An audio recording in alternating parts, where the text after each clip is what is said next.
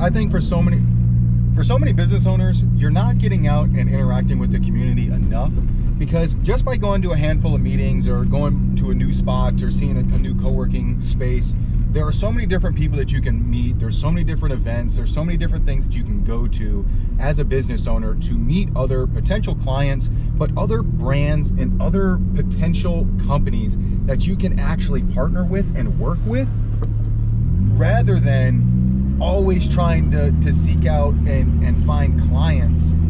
Sometimes it's easier to partner with a business that you can work hand in hand with, where you both get something out of it. The problem is, too many people don't take the time to sit and think about what are the best partnerships that I can have. For so many people, you just have to look at, and what is your clientele? What type of clients are you looking for?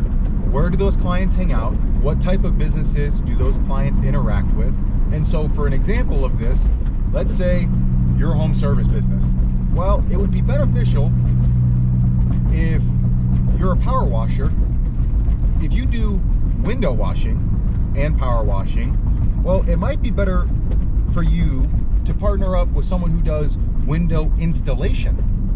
If you don't install windows, you don't do maintenance on them, you don't do anything like that, but you have the same client, you'll be able to help them, you'll be able to give them business, but they'll also be able to give you business. So it's an easy, simple, one-off thing of an easy partnership where you can find. And it works the same for if maybe you don't do any fence staining, you can have a fence staining guy. If you don't know a realtor or you don't work hand in hand with a realtor is an easy way to have that as another one. So you start to build your own little team and your own little network of different businesses that you partner with, and they don't need to all be perfect. They don't all need to be spectacular. They don't need to be over the top. But if you find a system where it's like, hey, I can send them business, they can send me business, it can be a very mutual benefit of, hey, we both get something out of this, then those are the best types of relationships. Those are the best partnerships. Those are the best ways for both companies and both people to be able to grow. Too many people just bang their head against the wall and they don't go looking for those opportunities of, hey, if I'm a home service guy, I need to go out and try to meet 2 or 3 really good realtors. Hey, a lot of the realtors that you meet, they might be absolute assholes. They might be terrible people. Or they can be absolutely awesome, and maybe they're not even just a realtor. Maybe they're also a property manager, and now they maybe manage hundreds of properties, and now you have a direct contact, and now you get to manage and work with on all those properties. It's looking and being creative with looking for clients. Yes, you can make cold calls, you can send cold emails, you can do all these things, but going to networking meetings is very, very beneficial. Going to co-working spaces is very beneficial. Just actually going into other businesses and seeing what they do, or having understanding of, okay, what do I do? What do I provide in my business? And finding, okay, well, what other businesses kind of do the similar thing and we have the same clientele? Because if you can take one client and they pay you, and then you refer them to someone, and then they pay that person, and then they refer to someone else, and then they pay that person, and you have this own little network, and you have one client in the network, and they paid all of you, well, now you guys are all connected. And then you can do that with 3 more people, or 12 more people, or 100 more people, and everyone gets something out of it. And you can add people into the network, you can continue to grow it, you can add extra businesses in, so then that way you start to get your hand in all these other deals, and you create all these other transactions. But that's how you grow.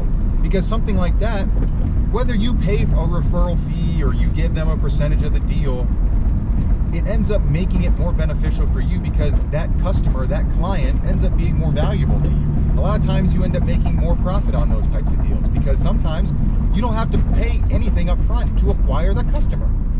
If you get your client acquisition cost down to basically 0,